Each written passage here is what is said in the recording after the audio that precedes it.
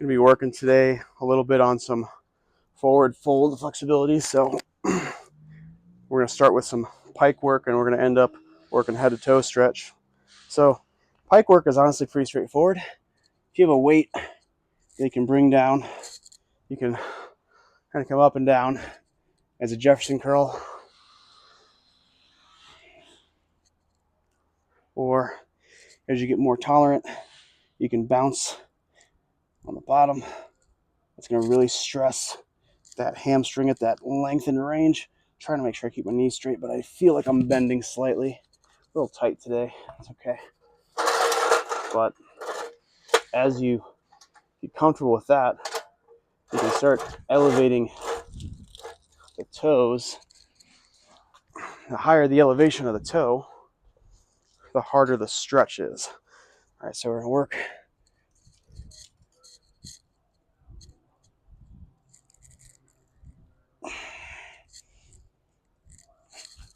This is fairly easier work for me compared to some of the stuff I've been working, so I don't feel the need to spend too much time, but just show you there's a little bit of a difference each time.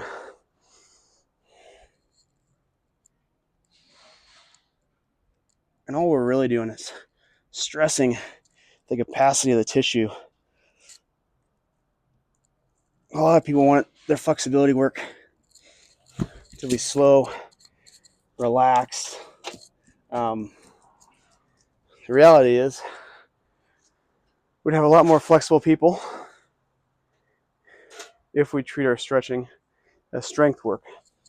That's what you need as an adult. When you're a kid, you don't have that much tissue to get in the way. You're not that strong yet, and you're still pretty pliable.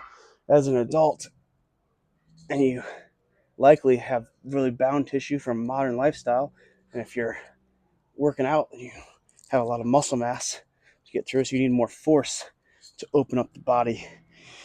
This can be a very gradual thing. It doesn't have to be what I'm doing here, but we do want to load the tissue, and the more we load the tissue and the greater length we load the tissue, the stronger we get. It's like any other form of strength training. It's just that instead of progressing to higher and higher weights all the time, which, I mean, this is 45 pounds, is working just fine, is that you just progress through further and further ranges. All right, that was pretty hard. Anyway, that right there will keep you flexible. Once you gain that, that creates that kind of out of bed flexibility, and you should be able to fairly easily touch palms of the floor getting out of bed, unless you've had a really rough night or a really bad night of sleep. Pike is not too hard to get to as long as you don't have any serious, back, hip issues or anything. What's hard is the head to toe. Now, I usually do my training as EMOMs, and this is where my serious training starts today. But because I'm using the camera and I can't see the time from where I'm at, I'm not going to be doing EMOMs. For those of you who don't know, that's every minute on the minute. So what I'm going to do is I'm going to be pulsing, which is ballistic stretching, and I'm going to hold the stretch, and I'm going to try to count the time in my head. So I may go quiet because this does get quite uncomfortable, and then I'll switch legs, do the same thing, and then gradually get deeper as we go on, the same way we do with the pike. So starting out, we're just going elbow to thumb. I've got the pinky out here. This is not too bad right now. It's a good warm up for what we're going to go into. Some people say you shouldn't bounce when you stretch, and it's because you could injure yourself, and you can. The question is, can your tissue handle the bounce, right? It's called ballistic stretching. And it's like anything else. Like, you wouldn't do a plyometric exercise if you weren't strong. If you don't have prerequisite strength, then you're not going to do explosive movements. It's the same thing here. If you don't have the prerequisite stretch strength, then you probably shouldn't be doing any ballistic stretch strength. But I have developed my stretch strength pretty well over time, and I feel very comfortable doing ballistics. I've actually lost count. I think we're probably around 50. And holding. This is right now, because this is not too bad, the length is not too bad for me. This is kind of the easier part. As I get closer, this will become the harder part, because I can use that little bit of bounce to get deeper into the stretch. And as you have to use the bounce to get deeper and deeper into the stretch, that's when you have to be a little bit more aware of, hey, could I hurt myself here? Could I tear something here? Because that's when I'm starting to push the edges of my strength at range. I have no idea where I'm at. I've done a terrible job of counting the time in my head. But like I said, right there, it's pretty easy. So not going to worry too much about it. Try to do a better job on my left leg. Yeah. I think this one's fun. So earlier I posted up my Nordic PR. I hit 20 Nordics earlier this week. It's on my Instagram. And I think it was this stretch in the Nordic, and this was back before everyone was obsessed with Nordics. It was Ido Portal who actually introduced me to both, to be honest. He was the first person I saw do a Nordic, first person I saw do a head-to-toe stretch. And he posted up you can't remember if it was a picture contrasting or video contrasting, and it was both in the same workout. And it's like, there are people that say, oh, well, you can't be flexible because you won't be strong. But like, if you're touching head to toe, and I mean, he was actually like either his chin or his forehead to his toe with a straight leg and also doing a Nordic, like, that dude's not weak. He's crazy flexible, crazy strong. So strength training doesn't necessarily make you tight. Flexibility training doesn't necessarily make you weak. It's just doing it in the right way, and to do both. And that's how you're going to get the best results. Lost my balance there. Look to see who was walking in the door. Yep, still doing a shit job of counting.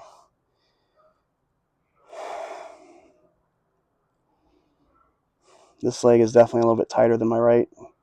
We'll see how it goes. The same side elbow, I think it's supposed to be the easier one. I want to say it was Emmett Louise. I watched a video of it, a long time ago. I've only recently re-added this into my training because it's like something I've always wanted to do, but I just didn't have the consistency when I was younger to do something like this. Yeah, I want to say it was Emmett Louise had it. So it would be elbow, and then you'd go down your hand, right? So I use the pinky. I don't think he used the pinky. I think it was thumb, then no thumb, then fingers, then elbow to toe, and then it was the contralateral or opposite elbow to toe.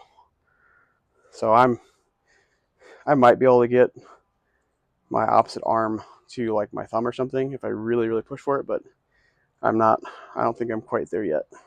And it might be more of a feat than a training stimulus, right? So I might be able to do it, but I might not be able to do it well enough that it's going to be good training for me as much as it's going to be a good feat for me. This work is manageable, and I can hit the volume that I need to continue to improve with it. Yeah, it's a lot harder.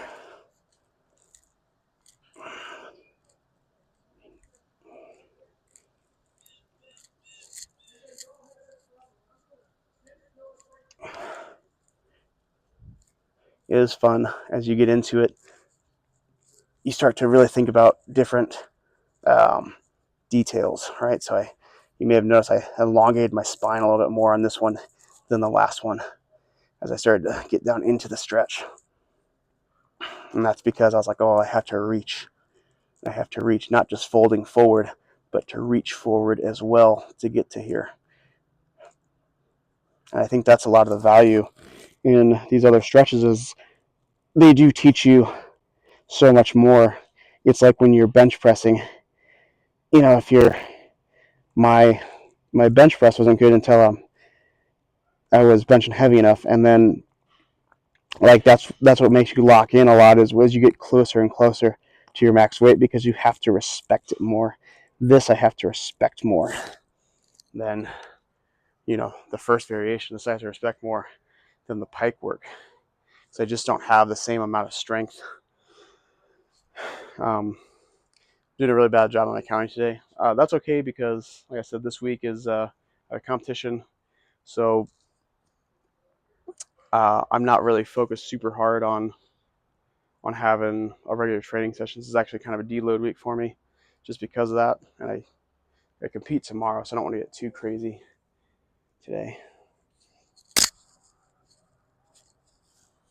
Because this, if you're not ready for it and you start hitting these new ranges, can definitely create some soreness the next day, because it is strength work through a long range, which can and will create more tissue damage, especially as you're doing the ballistic side than your relaxed stretching.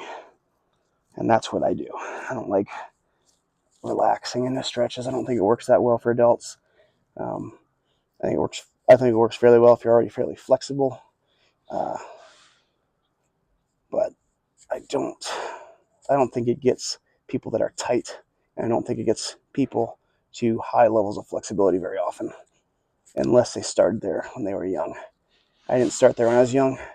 I wasn't flexible until my late 20s.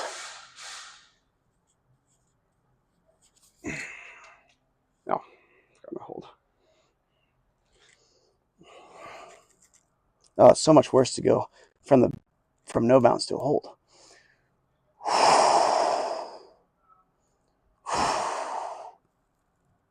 I can't even tell my leg is straight. It sucks. So, left leg, definitely tighter. 12 minutes in. Regular session would probably be about 10 minutes for me when I'm doing the on the minute. So, there's degrees to which I may have done more, even if I'm not counting super proficiently. But I also warmed up easier to kind of show you guys the idea of the progression. This will probably be my last. We'll be trying to go. Let's see if we can. We'll actually see if we can do the contralateral elbow. That might be. Oh shit, that is hard. Leaf finger. Okay, so I can do this. This is pretty strenuous. I'm not going to hold.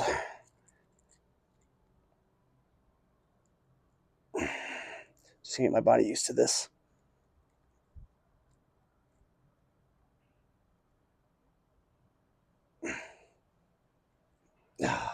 That was 40. I actually didn't count that time. You have to be sure not to do too much, especially if you have a day where you don't want to be messed up the day after. Right, so like today, because once again, I am competing tomorrow. I'm gonna hit the sauna in a little bit, which would be nice, but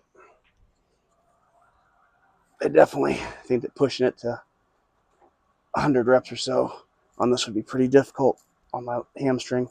It's quite a bit of strain.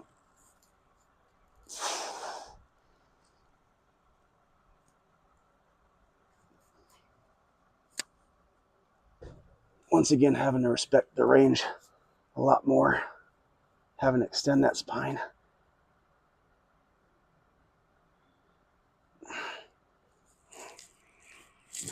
Woof.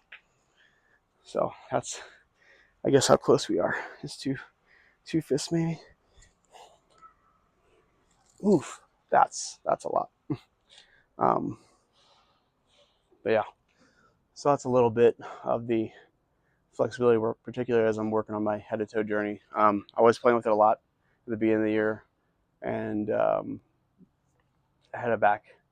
I've had a few back problems, not necessarily related to this, maybe a little bit. Probably not helped. So I kind of backed off from a lot of the posterior chain stuff, and now we're kind of back to it, and back's feeling good. My lower back's feeling good at least, and we're not experiencing any issues through this, and it feels good to open up and once again, as you get further down, you start to explore more. You start to feel things that you would not normally feel. Like I feel like I'm so deep in the muscle. I'm like, oh, there's hamstring activation here that I'm not aware of, and because this hamstring activation feels so new to me, that also means that you do need to take your time, because we're so deep in there, and it's probably atrophied to a degree, and so getting it strong is a very valuable thing before you progress too hard. Anyway, that's the work. It was a deadlift day, so did some light deadlifts, did some kettlebell swings, did this, and now I'm gonna go do some foot skills and wait for my next client. Peace out.